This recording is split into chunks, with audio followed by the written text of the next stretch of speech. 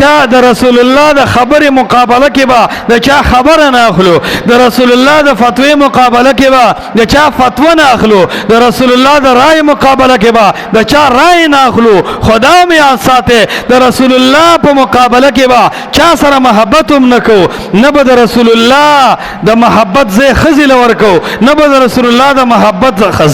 زې بچی ورکو نه به د رسول الله د محبت زې عالم له استاد له پیر له ورکو ترجیح چې مور پلار لبم د محبت دومره زین ورکو څومره د زړه د محبت اسم چې محمد رسول الله ته ورکړي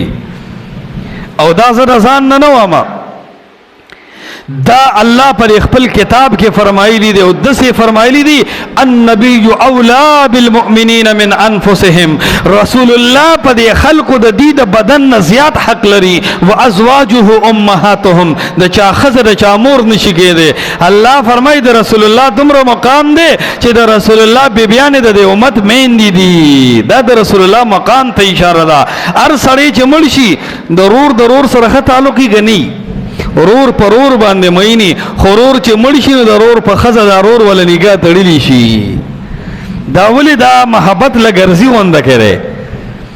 او رسول الله داسې شخصیت دی چې هغه وفات شي هغه په بیبي باندې یو امتی نگاه نشي تړلې او دا خبره د مفتی او د شیخ الحدیث نه ده دا د الله د کتاب د وازواجه امهاتهم د پیغمبر ټول بیبیانې دا د امت مین دي وجه دا ده چې د رسول الله عزت دومره زیات دی چې د هغه ښځو سره نکاح حرام شو